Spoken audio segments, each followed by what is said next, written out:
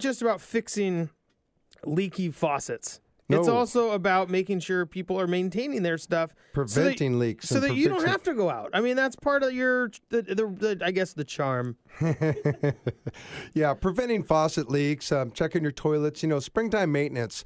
We have the winterization of your home, and then we have the opposite, which is your springtime maintenance. That's the time to check your faucets, check your hose bibs, make sure everything's running smooth, not leaking. We want to conserve water, not burn water. Mm-hmm. So there's a lot of things we can do to prevent these issues from happening. A lot of people don't know that if they left their garden hose hooked up over the wintertime, we didn't have a real harsh winter last year, so it's not too bad. Exactly, no freeze, if you will. But it's a good idea to check toilets for running, because everybody's going to be watering their lawns and doing the irrigation and washing cars. A lot of water is going to go right down the storm drain. Aren't you supposed to not wash your cars anymore in the driveway? That's the key. You're supposed to wash them on the lawn. Oh, really? Yeah, that's the key, so that water waters the lawn for you. I always thought you were supposed to take them to a car wash so the water gets reclaimed and cleaned and reused. Yeah, that's what I want on my car. Yeah. Reclaimed dirty water. But does your lawn want soapy water on it? It can, as long as it doesn't have the chemicals in it. Oh, okay. Yeah, it won't hurt it. Just following some checklist rules, for our preferred customers that keep coming back, our repeat customers. It's a good thing to have a service plan with whatever company you choose, and have them come out and do a home inspection. Have them check for, your toilets running, leaky faucets, leaky hose bibs, possible, potential problems with water heaters, your AC unit. Now's the time to service everything and get ready so that when the rush does come and we get our 2 days of 95-degree weather, everybody's going to be calling and wanting their AC hooked up and working.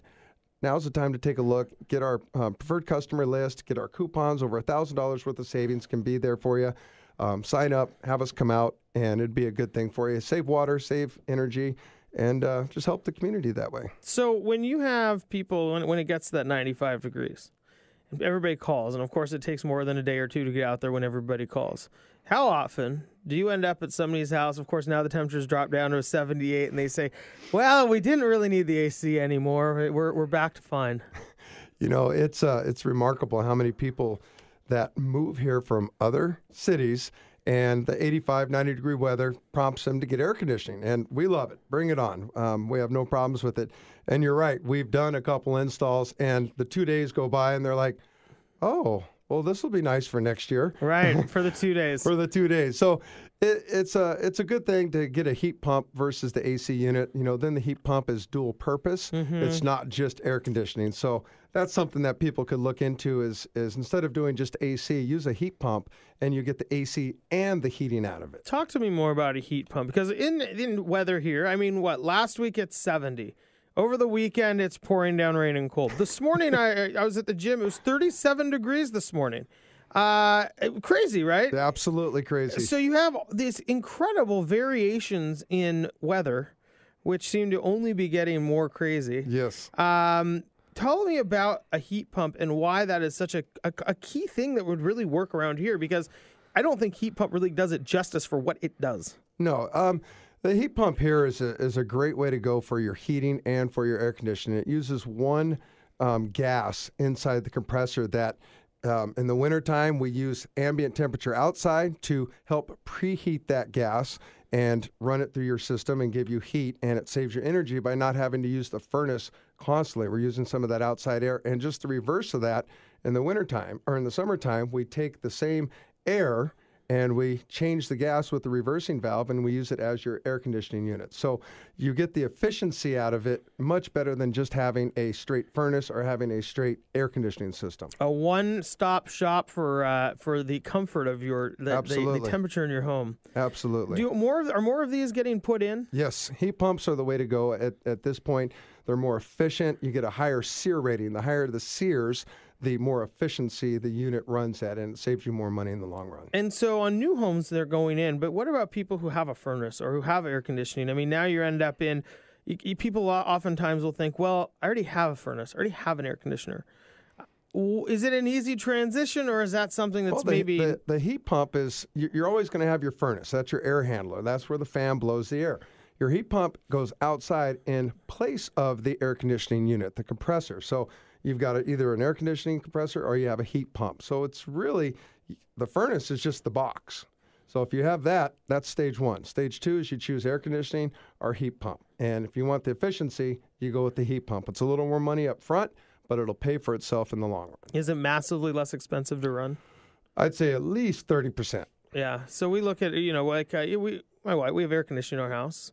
And sometimes we're sitting there and we're like, okay, we're not going to turn it on until it's like 80, right? And then all of a sudden it gets to 80 and, your bedrooms are upstairs. And it's like 94 upstairs, right? All the heat rises. And then, of course, you crank it on and it really does make a difference. But you end up, Well, what you don't want to do is exactly what you do. Yeah, probably. I've been told that That's the often. finger puncher. Yeah. Oh, God, it's hot outside. Let's bring the temperature down. If you set your thermostat and let it equalize out and learn how long it takes to cool your house down, how long it takes to heat it up, you're going to use the efficiencies of the equipment to heat and cool your home instead of running that button up. Then you run all the power, electricity, gas all at one time. There's your sound effects, ladies and gentlemen. You don't want to, it's like starting your car and giving it gas right off the bat. You're spending a lot of money for doing nothing. So turning it down to like 60 when it's 80 out or 90 in your house is the wrong way to go. Absolutely. You want to kind of set your thermostat, go to whatever your temperature you want it to be, 71, 72, and just let the thermostat equalize between heating and cooling.